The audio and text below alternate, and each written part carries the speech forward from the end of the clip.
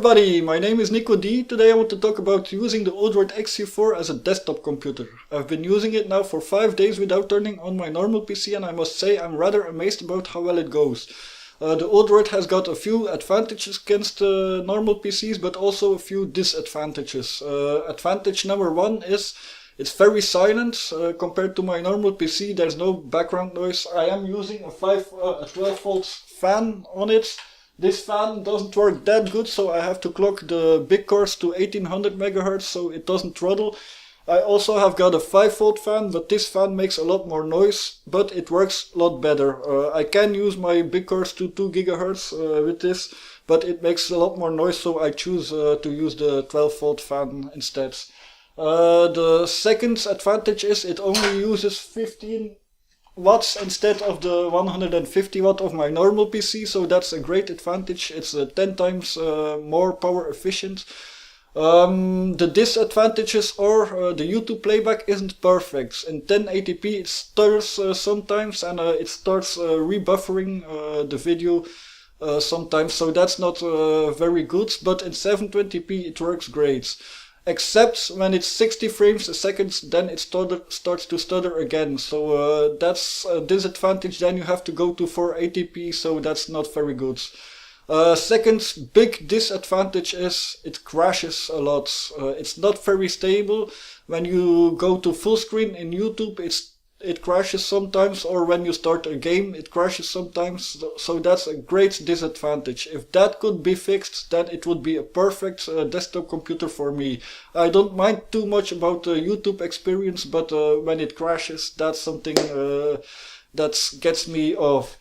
Also, the games on it are really great. I have played some Linux games on it, and it works very good. I was amazed about how great games there are on it, so I will show you that.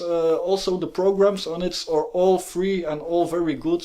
So I will show you a few programs that I've used. For instance, I've used Arduino IDE when programming on my Arduinos. Surfing goes well on Chromium. You can do video editing. You can record music with it because it's so silent. So it's a very good single board computer. So let's go and see how well it does.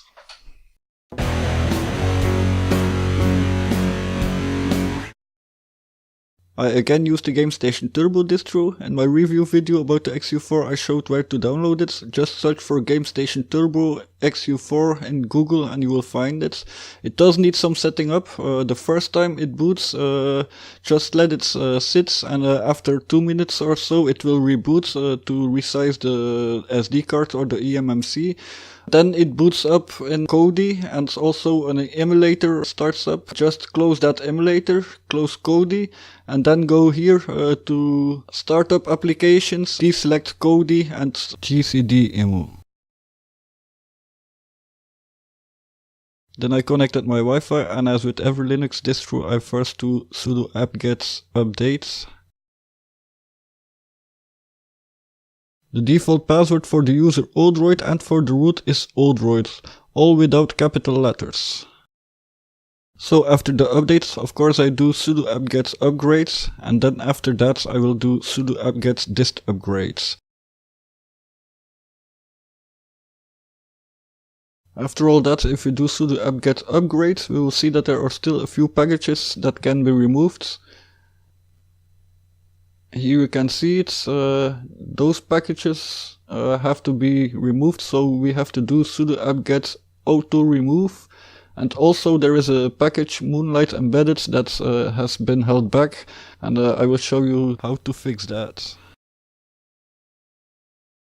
Now to fix the Moonlight Embedded we need to type in this sudo aptitude install -t jessie-backports moonlight-embedded.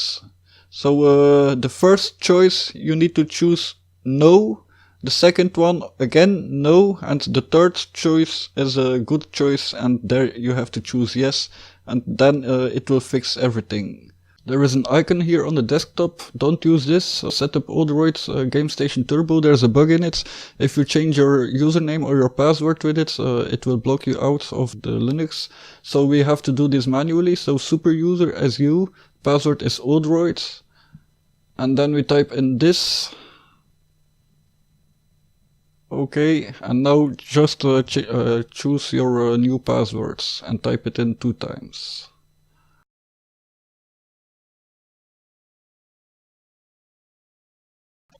And now to change our username, we go here to users and groups, and there you can change the username and password for the default user.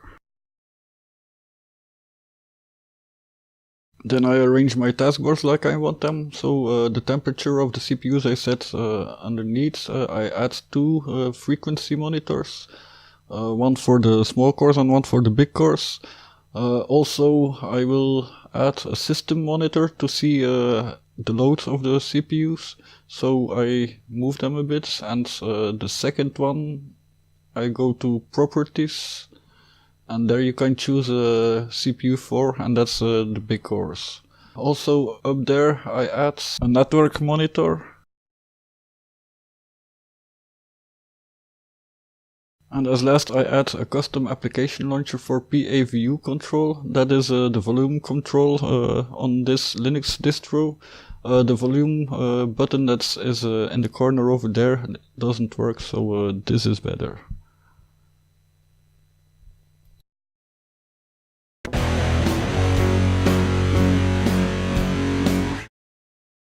To install software I use Synaptic Package Manager.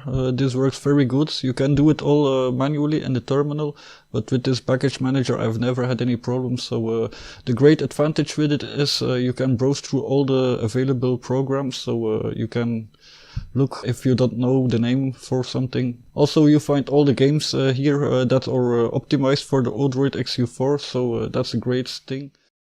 There are a lot of programs already installed, so here you have a calculator and a text editor.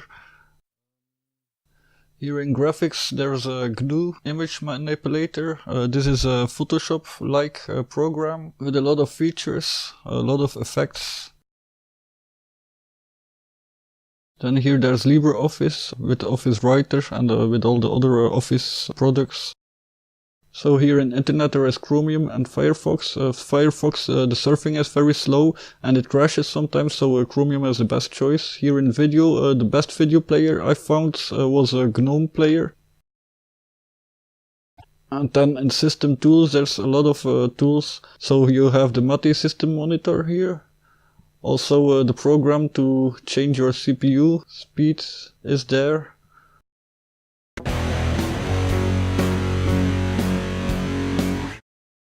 So for games I again use the Synaptic Package Manager. So here we go to Games and Entertainment and then type in Odroid, and then we will find all the games that are optimized for the Odroid XU4. I've already installed a lot of them, but there's really so much games over here, so you can test a lot of them out. I have tests out a few, so I will show you the best of them. So the first game is a really old game. It's called SDL Pop, but the real name is Prince of Persia. It's the first game I ever played on a computer, on my first 286 computer a long time ago. So it brings me back to a beautiful time. And I love this game. It's just a fabulous game. Still, after all this time, it's still a great game.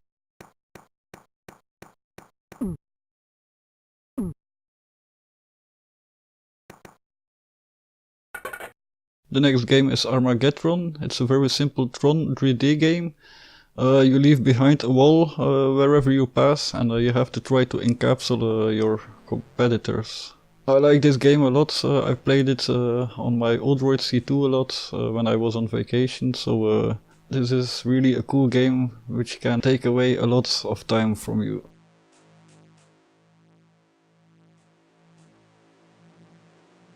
Third game is again a very simple game. It's called Never Ball. You have to balance the ball with your mouse, and the goal is to collect coins and then go to the finish point. It's a very simple game, but again it can take a lot of time away.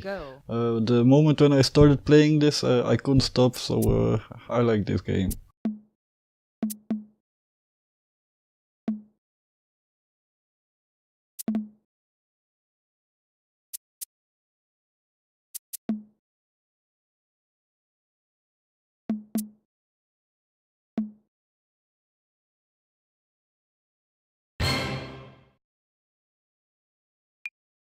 Ready? This game is really awesome. It's World of Pac-Man, a Quake clone where you play a cockroach and you have to shoot everybody dead. So yeah, it's a really crazy game, a lot of great colors, and it looks really great. I had to play this game in a window because I am recording this game from my XU4 with Kazam. This shows how powerful the XU4 is. I can play this game while I'm recording it, so that's already awesome. But it had to be windowed because else it didn't look good. You have lost the lead.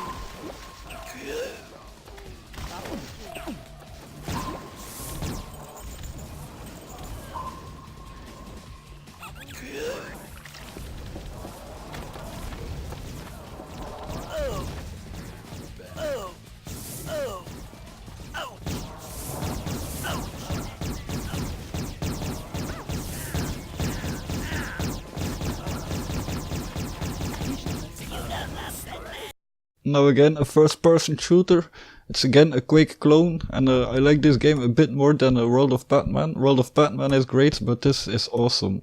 This is a lot faster, and once you start with it, you can't stop. You can also play it online, so it's a really great game.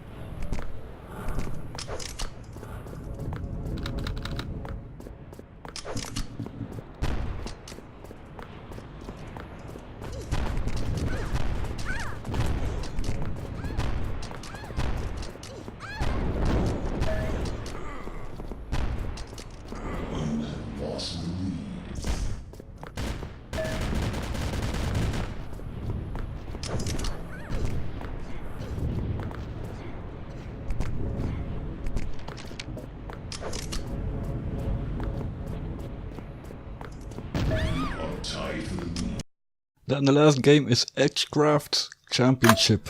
This is really an awesome game. It's my favorite Linux game that I played on the XU4. It's a race game, and you play with the hovercraft. It's very fast, it's really awesome, it looks great. Again, I had to play it windowed, but it plays really great on the 1080p. It's really a lovely game. So now I come to the conclusion of the Odroid XU4's its desktop capabilities. So it does everything I need from a desktop computer. The only thing it's got against it is that it's not stable enough. There will be a new Odroid N1. I hope that will be a great PC, and I will buy it, of course. It's waiting for that. The Odroid XU4 does great with games. It's also great to emulate games. ETA Prime has got a lot of videos about that, so watch that also. Thank you for watching, please like my video, see you later.